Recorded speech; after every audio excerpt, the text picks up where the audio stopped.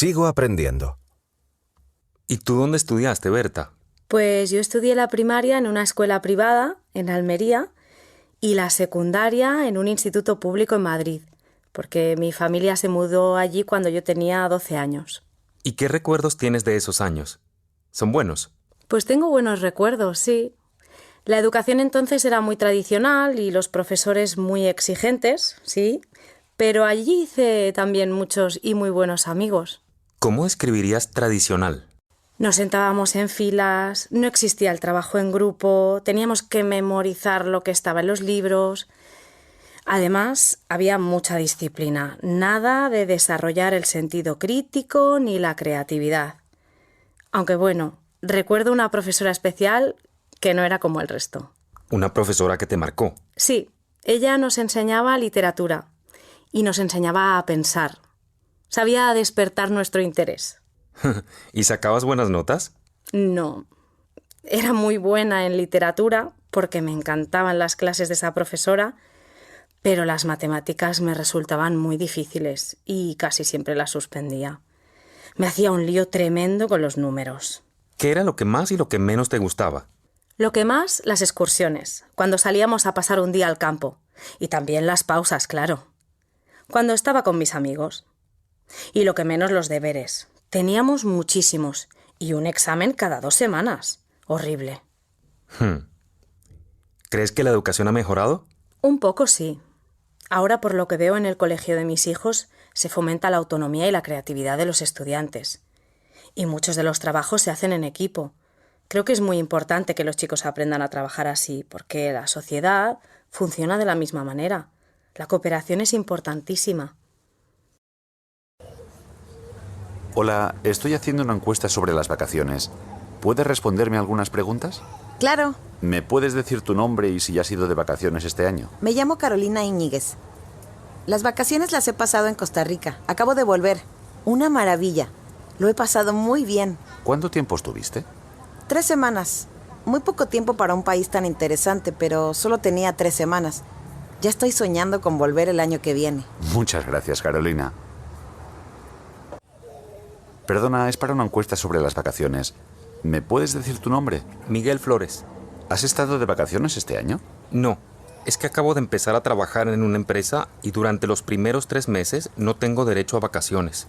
Estoy en periodo de prueba. Vale, muchas gracias. Y mucha suerte. Perdone, señora. Estoy haciendo una encuesta sobre las vacaciones. Me interesaría saber su opinión. ¿Sobre vacaciones? Pues yo no le puedo contar mucho de esto porque dejé de trabajar hace unos años y para mí ahora el tiempo es diferente. Siempre que puedo voy a visitar a mis hijos y a mis nietos y lo disfruto mucho, se lo aseguro. Bien, muchas gracias. ¿Su nombre, por favor? Amanda Torres. Josefina, veo que eres de México. ¿Cuánto tiempo llevas viviendo en España? Sí, soy de Guadalajara. Acabo de llegar a Málaga, la verdad. Antes vivía en Valencia. Unos 4 años. Ahora estoy aquí por razones familiares. Muy bien. ¿Y trabajas en el mundo de la enseñanza desde hace unos 10 años? Sí. En realidad, desde que terminé mi licenciatura en Letras Hispánicas en México y luego hice un doctorado en educación mientras empezaba a trabajar. Estuve un par de años en un instituto para jóvenes y después vine a España. Aquí di clases de español en academias de idiomas y en empresas, y también daba algunas clases privadas de refuerzo para adolescentes. El año pasado dejé de trabajar porque tuve a mi hijo, pero ahora me encantaría volver a dar clases. Además, durante la baja, he hecho un curso online para enseñar español a niños y niñas. Me ha gustado mucho y he aprendido muchas cosas. Claro. ¿Y qué es lo que te gusta de este trabajo? Me encanta estar en contacto con la gente, enseñarles mi cultura. Soy buena comunicadora. Sé despertar el interés de mis estudiantes. Eso está muy bien. Entonces nos ponemos en contacto contigo la próxima semana. Pancha plancha con 4 planchas. ¿Con cuántas planchas plancha Pancha? El perro de San Roque no tiene rabo, porque Ramón Ramírez se lo ha robado. ¿Qué col colosal colocó en aquel local el loco aquel? qué colosal col colocó el loco aquel en aquel local. Tengo un tío cajonero que hace cajas y calajas y cajitas y cajones. Y al tirar de los cordones salen cajas y calajas y cajitas y cajones. Contigo entró un tren con trigo. Un tren con trigo contigo entró. Buen viaje. Bien, como saben, mañana pasaremos el día en Sevilla. Nos veremos a las 9, después del desayuno, aquí en la recepción. Les pido, por favor, que sean puntuales. Tardaremos más o menos 1 hora en llegar a la ciudad. Una vez allí, haremos la mayor parte del recorrido a pie. Como siempre les digo, lleven zapatos cómodos y que no sean nuevos. No queremos ampollas, ¿verdad? No queremos ampollas. Pues bien, primero visitaremos el Parque María Luisa y la Plaza de España. 2 horas aproximadamente. Intenten no separarse del grupo, pero si se pierden, lo mejor es que me llamen al móvil. Tienen todos mi teléfono, ¿verdad? Sí, aquí está. Después de la Plaza de España, nos dirigiremos al Real Alcázar, a la Catedral y, por supuesto, visitaremos la Giralda. Yo tengo las entradas para todo el grupo, así que no tendremos que hacer cola. Después tendrán 1 hora libre para comer. Yo les recomiendo que no se vayan muy lejos porque solo tenemos 1 hora y que prueben algunas de las tapas que ofrecen los bares de la zona. ¿No es un poco cara esa zona para comer? Depende. Lo mejor es mirar un poco y comparar los precios. Por cierto, es recomendable llevar algo de dinero en efectivo, porque no en todos los bares se puede pagar con tarjeta. Bien, después de comer, visitaremos la Torre del Oro y el barrio de Triana. Ya saben que puede hacer bastante calor al mediodía, así que es muy importante que lleven algo para protegerse del sol. Un sombrero, una gorra.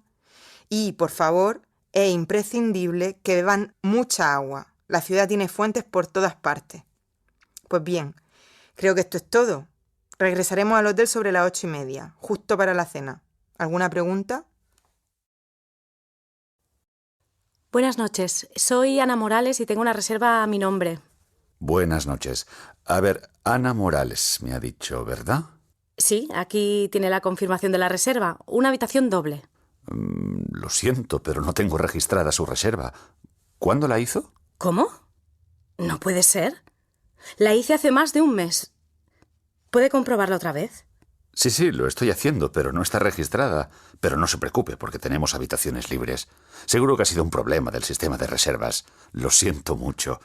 ¿Puede completar el formulario? De acuerdo. ¿Qué? ¡No puede ser! ¡Me han robado el coche! ¡No me lo puedo creer! Tranquilícese, señor. ¿Qué le ha pasado? Hace media hora parqué mi coche aquí y ahora no está. Probablemente se lo ha llevado la grúa. Es que creo que aquí está prohibido estacionarse. ¿Cómo? Aquí no se puede aparcar. Pero si no hay ninguna señal. Sí, mire, ahí mismo, justo enfrente. Pues no la había visto. ¿Recuerdas que hoy llevas tú a Miguel?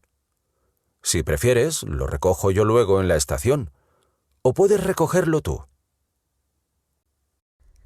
¿Tu pasaporte? Pues búscalo tú. Yo ya te busqué el billete, lo reservé y lo pagué. Ahora no encuentras tu pasaporte y quieres que te lo busque yo también. Esto ya es demasiado, ya eres mayor. Sigo estudiando inglés y hace una semana empecé un curso para avanzados porque un amigo me lo consiguió. Es muy bueno, dice. A ver cómo me va, ya te contaré. Maneras de vivir. Buenos días, estamos haciendo una encuesta sobre la calidad de vida. ¿Serían tan amables de ayudarnos contestando algunas preguntas? Sí, ¿por qué no? ¿Cómo se llaman? Yo, Gabriela, y mi amiga Alejandra. ¿Viven aquí? Sí, las dos somos de aquí. Entonces, Gabriela, ¿para usted qué es calidad de vida? Pues para mí, que vivo aquí en una ciudad grande y muy cara, calidad de vida significa tener un trabajo que me permita vivir bien, con un sueldo que cubra los gastos mínimos de vivienda, alimentación, pero también con un buen horario que pueda compaginar con mi vida familiar. Yo creo que eso es lo importante. Alejandra, ¿está de acuerdo con su amiga? Sí, bueno, es cierto que el dinero es importante, pero también hay otras cosas. Por ejemplo, Pues que la ciudad donde uno vive ofrezca buenos servicios, una buena red de transporte público, colegios, buenas universidades. La educación nos preocupa a todos. Y para usted, señor, ¿qué sería calidad de vida? A mi edad lo importante es la salud. Tener cerca hospitales y estar bien atendido. ¿Y para vosotros? ¿Qué es calidad de vida?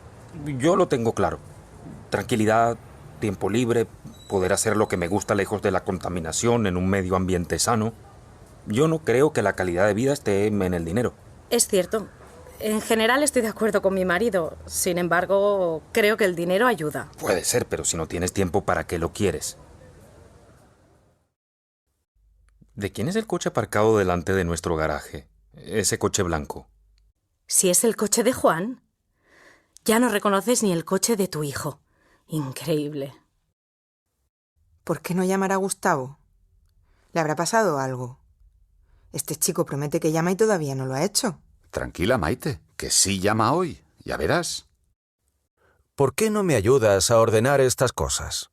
No tengo ganas. Tu mamá llega hoy. ¿Ya lo has olvidado? Vamos, ayúdame un poco, así encuentra la casa en orden. Vale. Mirador. Según una encuesta publicada por el Centro de Investigaciones Sociológicas, los españoles se muestran en general satisfechos con su calidad de vida. Como es de esperar, las personas con buena salud, puestos bien pagados y alto nivel de estudios son las más satisfechas y felices. Ese resultado no es para nada sorprendente. Lo que a mí me parece más interesante es que el deseo más importante de los españoles es un trabajo seguro, seguido por más tiempo libre y una vivienda propia. Sí, esto es un dato nuevo. En la encuesta anterior el tema de la vivienda era el que más preocupaba a los españoles, sobre todo a los jóvenes. Y casi el 70% de los jóvenes entre 25 y 30 años vivía con sus padres. Bueno, esa cifra no ha cambiado en los últimos años. Y tampoco ha cambiado la importancia de la familia para los españoles. La familia sigue siendo, para la mayor parte de las personas, el primer punto de referencia en caso de necesidad. Eso significa que las relaciones familiares son el aspecto más importante. Y respecto a las tareas de la casa, parece que los hombres empiezan a ayudar un poco más, aunque el trabajo no se reparte de igual forma. Las mujeres invierten 18 horas semanales cocinando y realizando las tareas de la casa, mientras que los hombres le dedican 10 horas por semana a la casa. Los datos sobre el trabajo fuera de la casa también me parecen interesantes. La gran mayoría de los españoles opina que trabaja demasiado. El 48% afirma que está muy cansado al volver del trabajo. Los datos sobre el estrés también son alarmantes. El 44% de la población sufre más estrés en su vida cotidiana que hace 2 años por culpa de la actual crisis económica. Y no solo eso, aproximadamente un tercio dice que ha tenido que cambiar sus costumbres de alimentación, básicamente porque tienen que comprar productos más baratos. ¿Pantalla o papel?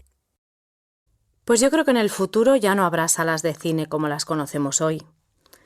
Dentro de unos 20 años, la gran pantalla habrá desaparecido. En cambio, la gente pagará por ver sus series y películas favoritas a través de plataformas de streaming. Los televisores se habrán convertido en pantallas gigantes que tendremos en el salón de nuestras casas y desde las que podremos ver nuestras series y películas favoritas. Está claro que dentro de 20 años la gente seguirá yendo al cine, porque ninguna televisión puede ni podrá nunca sustituir esta experiencia. Seguramente dentro de 15 o 20 años, las salas de cine se habrán transformado completamente en lugares donde se crearán experiencias únicas y el espectador se sentirá completamente implicado en la película. Podrá no solo ver y escuchar, sino también oler y hasta tocar. A mí me parece que todos somos muy cómodos y que cada vez lo seremos más. Cuando toda esta tecnología sea más barata, cada vez menos gente querrá salir de su casa, y el cine se convertirá en una experiencia exclusiva y bastante cara. Pero no creo que deje de existir completamente. Sería una gran pérdida. El futuro del cine. Estoy convencido de que no solo el cine como espacio físico dejará de existir, sino también los actores, los directores, los productores, porque serán las máquinas. Y los ordenadores serán los encargados de crear cine. Marcelo, ¿cuándo vienes entonces? Llego mañana, así que a mediodía podemos quedar en tu oficina. Vale, a ver si eres puntual, ¿eh? Pero si yo siempre lo soy. Si no me crees, pregunta a tus compañeros en la oficina. Tranquilo, hombre, era una broma. Oye, ya has hecho las correcciones en el documento que te pedimos, ¿verdad? Sí, pero estaba tan bien que no he tenido que retocar casi nada.